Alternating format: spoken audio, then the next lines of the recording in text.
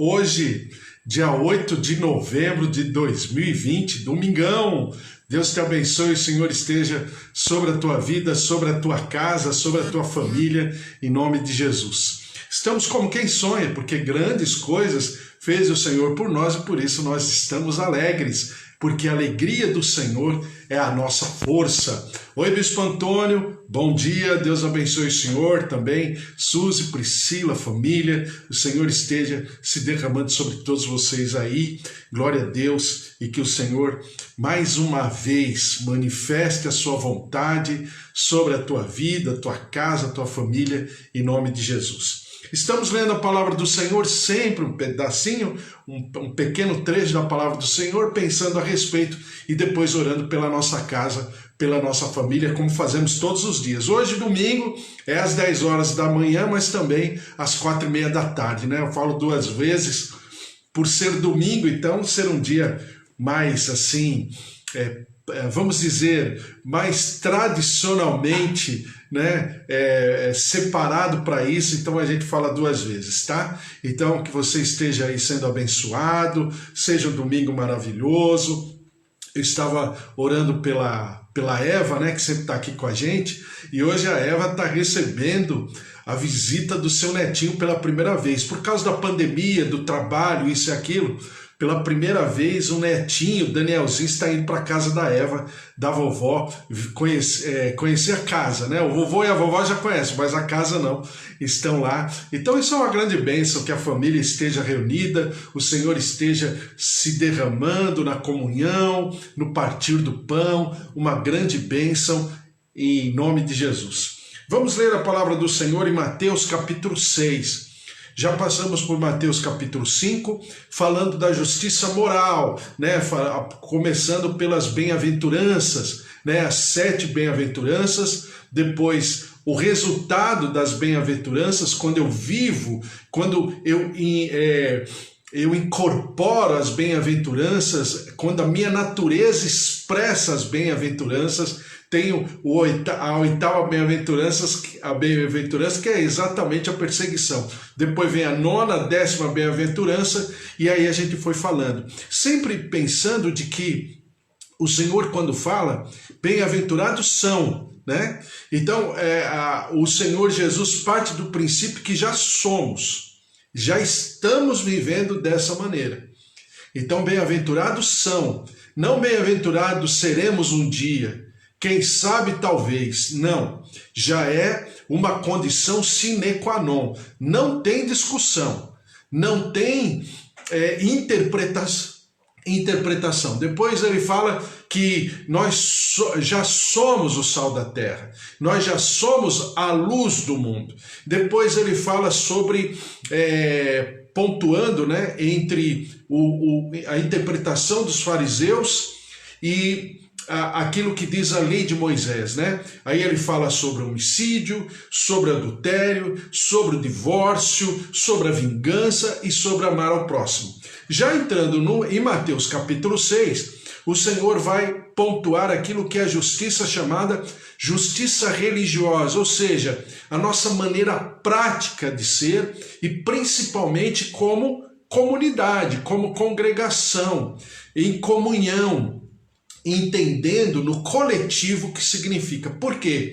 Porque o Senhor sempre vai se relacionar comigo e com você de maneira individual, mas para quando nós vamos à presença do Senhor, nós sempre iremos em comunhão, no coletivo. Daí o Senhor Jesus começar primeiro por 3 práticas que fazem parte inerente da nosso vamos dizer, do nosso caráter, né, como comunidade, que é a esmola, que é a oração e que é o jejum, né? Dentro a esmola já falamos, dentro da oração, o Senhor pontua, né? E ele começa falando assim, ó, vocês não podem ser hipócritas, como... o que significa hipocrisia? Hipocrisia vem do grego, né? Da palavra hipocrisia, hipócrita, que vem da figura do ator. Naquela época, os atores usavam máscaras, né? Era uma máscara que tinha praticamente a mesma feição E eram máscaras que a máscara tinha um sorriso, né?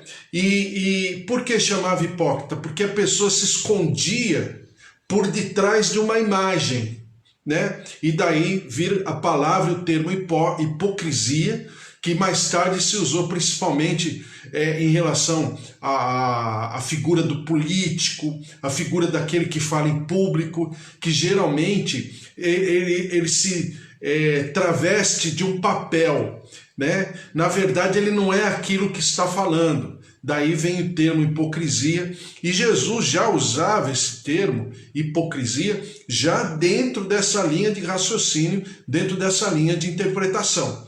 Então fala, olha, vocês não podem ser como os hipócritas.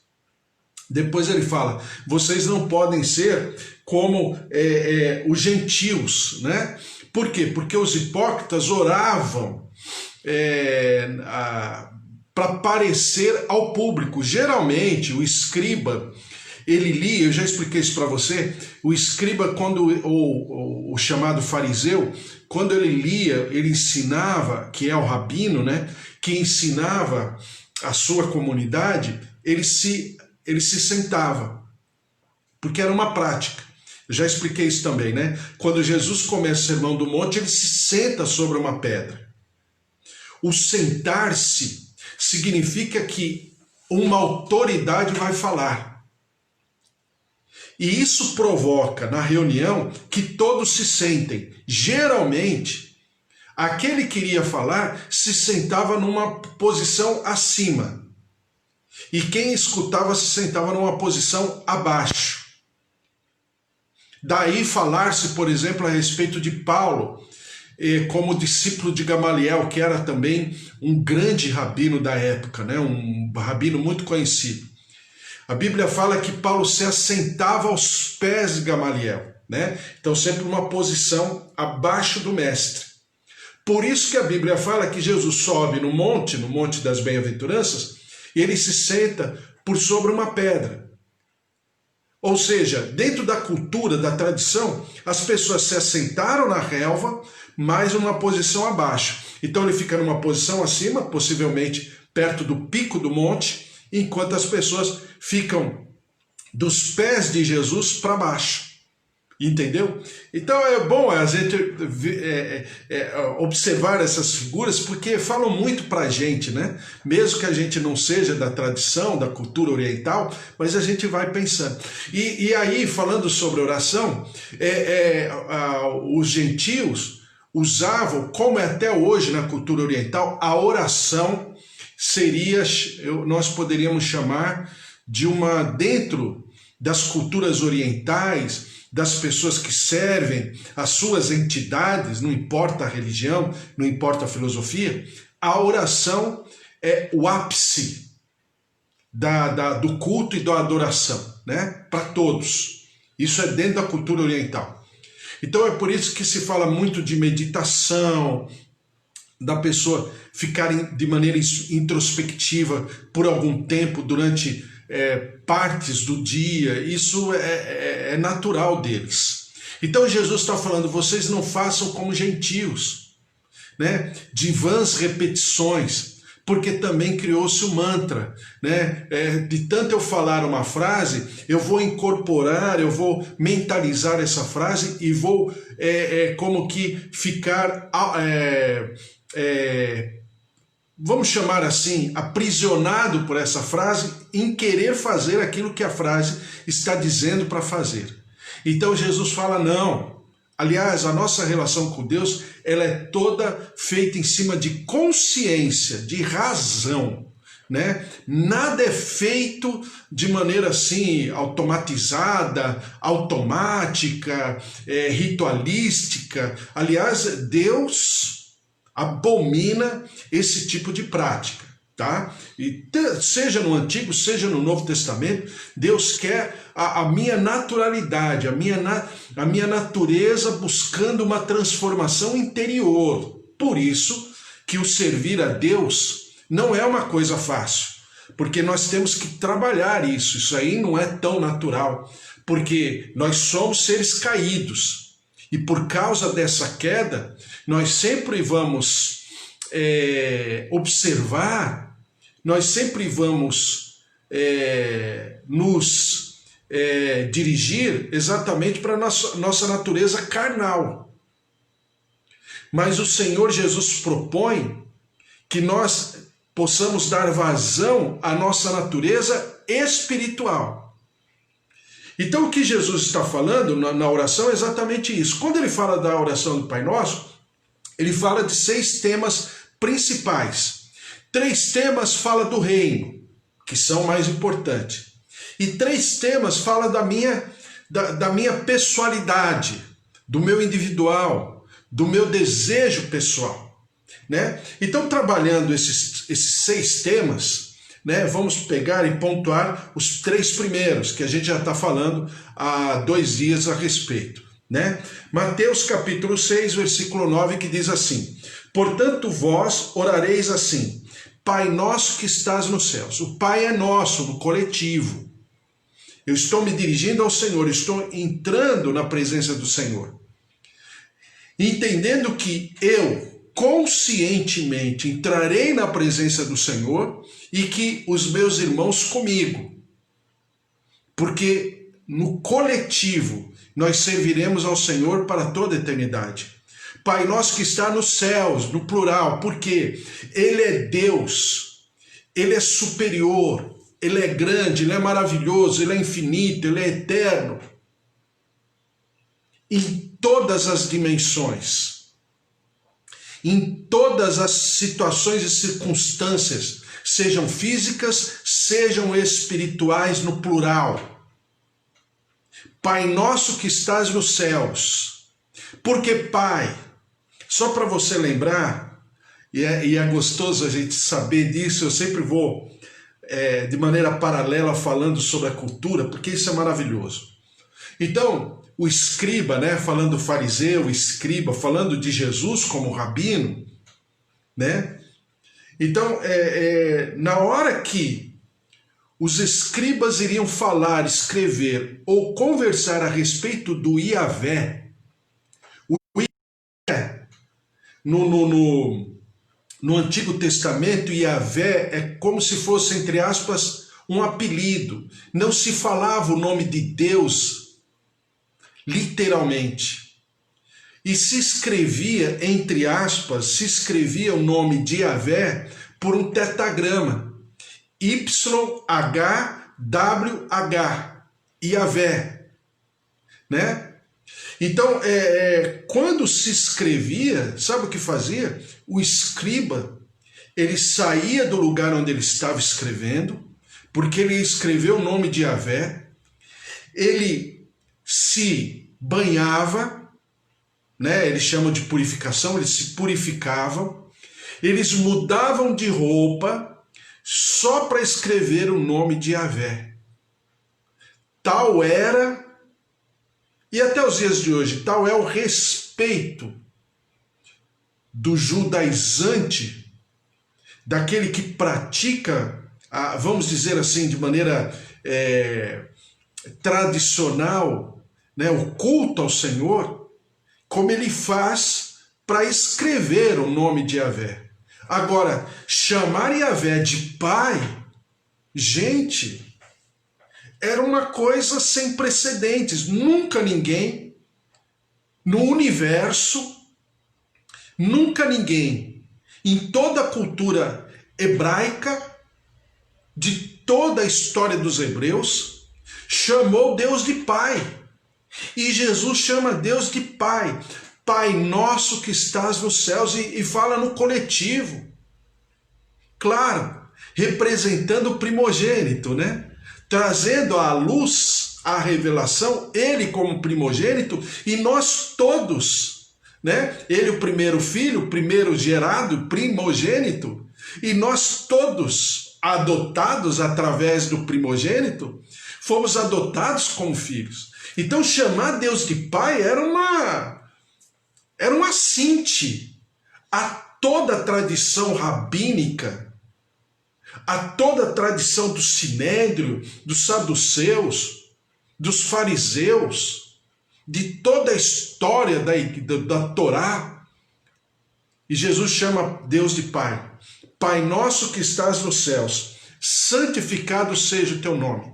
Então aqui está o ápice da oração que Jesus ensina, não no sentido de ter que recitar, não obstante a cultura católica, né, a cultura cristã, ter a oração do Pai Nosso como a principal oração, né? E é a oração mais conhecida de todo o povo cristão, é a oração do Pai Nosso. Se você tem no Salmo 23 a passagem da Bíblia mais conhecida, então é Salmo 23, é João 3,16, porque Deus amou o mundo de tal maneira, e depois vem a oração do Pai Nosso. Sendo que a oração do Pai Nosso as pessoas conhecem de cor, por causa exatamente dessa cultura católica, cristã católica. Então, quando fala santificado seja o teu nome, é o ápice. E se não tivesse mais qualquer frase e fosse já para o final, seria o suficiente aos olhos divinos, aos olhos de Jesus Cristo. Pai nosso que estás nos céus, santificado seja o teu nome. Pois teu é o reino, o poder e a glória para sempre. Essa é vamos dizer de maneira, a síntese da oração. O principal da oração são essas palavras ou são essas frases. Então, quando eu falo santificado seja o teu nome, eu posso dizer santificado seja o teu nome, venha o teu reino. Santificado seja o teu nome, faça-se a tua vontade. Santificado seja o teu nome, assim na terra como no céu. Santificado seja o teu nome, o pão nosso de cada dia nos dai hoje. Santificado seja o teu nome, perdoa-nos nas nossas dívidas. Santificado seja o teu nome, assim como nós temos... Você está entendendo? Então, santificado seja o teu nome. Tudo é por ele e para ele, e nós devemos todo culto, adoração, todo o nosso fôlego de vida, todo o nosso sentimento, todo o nosso pensamento, conforme está escrito lá, né, em Deuteronômio capítulo 6, nós devemos ao Senhor. Nós fomos criados exatamente para isso. Essa é a nossa essência. Adorarmos ao Senhor em espírito e em verdade. Então, santificado seja o teu nome, exatamente o que diz em Ezequiel, capítulo 36, o versículo 16 em diante. Deus está falando, olha, vocês macularam o meu nome, pela maneira de vocês serem, porque o meu nome está atrelado a vocês. Tudo que vocês fizerem vai reverberar no meu nome. E por causa do meu nome, por amor ao meu nome, eu estarei restaurando vocês. Em suma, em resumo, é isso que Deus está falando em Ezequiel 36. Então, é essa a origem, a nossa origem. Portanto, é essa a origem da oração. É essa a origem do Sermão do Monte, capítulo 5, 6 e 7 de Mateus. Aqui é o ápice. Quando eu me apresento diante do Senhor em coletivo e me derramo diante dele e declaro, santificado seja o teu nome. Depois diz assim, venha o teu reino, faça-se a tua vontade. Exatamente, porque venha o teu reino, faça-se a tua vontade. Porque a vontade do Senhor, ela é necessária para o equilíbrio do universo. A normalidade do universo só pode ser aferida, vivida, o equilíbrio do universo, de todas as coisas, se a vontade do Senhor for obedecida. Ponto. Então, porque venha o teu reino, faça-se a tua vontade. Porque se o reino do Senhor não for revelado diante dos homens, diante da criação, e se a sua vontade não for observada, não tem equilíbrio. Equilíbrio humano, equilíbrio emocional, equilíbrio sentimental, equilíbrio espiritual, equilíbrio natural da criação, passarinho, ave, água. A vontade do Senhor não sendo observada é o caos. É o caos no universo, é o caos na humanidade. Então, por exemplo, eu não vou falar da gente, porque a gente está aqui, né, muito perto. Então, é capaz do nosso sentimento falar mais alto. Mas eu vou falar de algo mais distante. Pegando a eleição lá dos Estados Unidos, que só fala disso. Parece que a gente mora nos Estados Unidos, né? Parece que a gente não é nem brasileiro. De tanto que está se falando do Biden, do Trump, da Kamala Harris, Kamala, né? Kamala Harris e tudo que está acontecendo. Por que está acontecendo isso nos Estados Unidos? E eu orando, eu até conversava com o João, acho que na sexta-feira, conversava com o João, falava assim, a gente conversava e eu falava assim, puxa vida, eu estou orando pelos Estados Unidos, por que eu estou orando? Por quê? Qual a razão? Porque os Estados Unidos foi e ainda é o celeiro do Evangelho. Durante séculos, os Estados Unidos mandou, assim, missionárias varrendo o globo terrestre, pregando o Evangelho. Os Estados Unidos tem na sua Carta Magna, a base é a Bíblia, é o temor ao Senhor. E o que nós vemos hoje lá? Hoje nós vemos, e agora dá para eu falar, porque a gente está falando de algo distante, não está falando de Brasil, é melhor pegar como exemplo lá, porque assim os nossos sentimentos não afloram. Então, o que está acontecendo lá? Está acontecendo uma grande confusão. Alguém poderia falar, mas o Trump, mas o John Biden, né? a Kamala Harris lá, isso e aquilo. Desculpe. Tudo bem, a gente pode ter as nossas preferências, né? Por aquilo que sentimos, que observamos, porque nos simpatizamos mais com um do que com o outro. Isso não é vedado, isso não é pecado. A questão toda aí é essa situação que está levantada para todo mundo assistir, para a vergonha do próprio americano, mas principalmente para a vergonha da igreja americana. No geral, uma igreja que teve Billy Graham, uma igreja que teve Kathryn Kuhlman, por exemplo, uma igreja que teve Rex Humbert, uma igreja que ainda tem Jimmy Swaggart, grandes pregadores, né? Pessoas que, assim, riscaram o planeta Terra com as suas pregações, com as suas ministrações, com seus livros, com seus ensinos. Assim, pessoas maravilhosas que geraram, que germinaram, que gestacionaram grandes homens e mulheres de Deus. Olhem que nível chegou de confusão, de conflito, porque vamos olhar no sentido de reino, tá? No sentido de reino.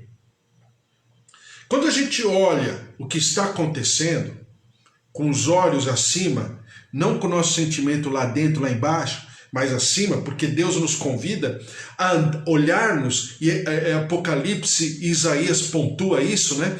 Com olhos de águia, Daniel também fala a respeito, com olhos de águia, ou seja, tem que olhar de cima, numa visão macro, numa visão mais racional, mais detalhista. O que a gente olha? Que o diabo está, desculpe falar assim, perdão, mas o diabo está prevalecendo.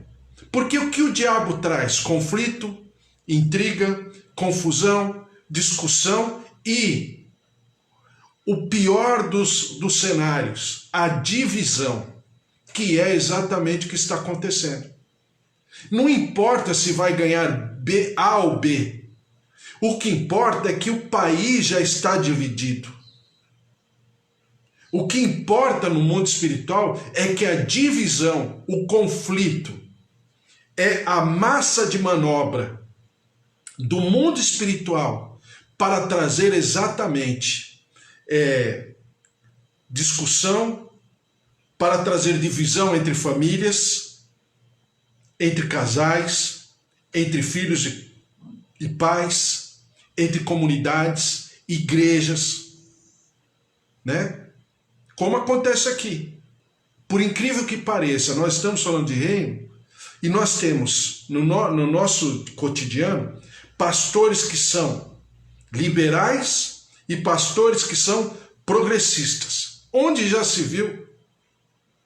Olhando com a visão de águia, como servo de Deus, o pastor tem que ser, ele tem que pertencer ao reino dos céus, a uma pátria que não é terrena, é celestial.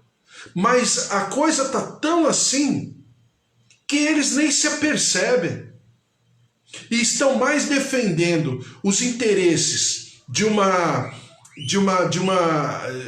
vamos dizer assim, de uma filosofia política ou ideológica, do que preservando, manifestando a vontade do reino, ou seja, a vontade de Deus. É desequilíbrio. É pedir para causar divisão. E é o que está acontecendo. Então o diabo não está preocupado se é o Biden, se é o Trump. Porque para o mundo espiritual, na visão do diabo, de divisão, de confusão, de conflito, a obra dele já está acontecendo. Então, quando diz a palavra, faça-se a tua vontade, eu estou o quê? Eu estou promovendo, em primeiro lugar, eu estou me entregando, estou me humilhando diante do altar do Senhor. Em segundo lugar, eu estou trazendo a consciência desse equilíbrio. E em terceiro lugar, eu estou sendo obediente a essa vontade. Por que que os Estados Unidos está vivendo o que está vivendo? Porque a vontade de Deus não foi observada. Agora eu posso falar, por que o Brasil está vivendo o que está vivendo? Porque a vontade de Deus não foi observada. Lá fora? Não. Aqui dentro. A igreja é responsável. A igreja tem a maior fatia dessa situação de conflito. Seja lá nos Estados Unidos, seja aqui no Brasil, ou seja no mundo inteiro. Exatamente porque, por exemplo, numa estrutura de oração tão simples como Jesus está ensinando, e a gente não entende, a gente não observa. E porque a vontade do Senhor não está sendo observada, está havendo esse desequilíbrio. Olha só o que diz aqui na visão de Daniel, e eu já falei que Daniel, e a gente já viu há pouco tempo isso, né? Do quinto reino, que é exatamente o reino que o Senhor Jesus veio inaugurar, observado e visto por Daniel, por exemplo, também outros profetas, mas Daniel, ele pontua, ele ensina de maneira mais didática. Diz aqui, no terceiro ano, Daniel capítulo 10, já vou terminar. Daniel capítulo 10, no terceiro ano de Ciro, rei da Pérsia, foi revelada uma palavra a Daniel, cujo nome é Beltesazar. A palavra era verdadeira e envolvia grande conflito.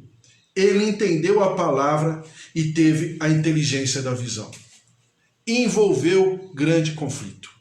Ou seja, tudo aquilo que o livro do Apocalipse fala sobre a besta sair do mar, ou seja, são situações espirituais potencializadas pela convulsão social.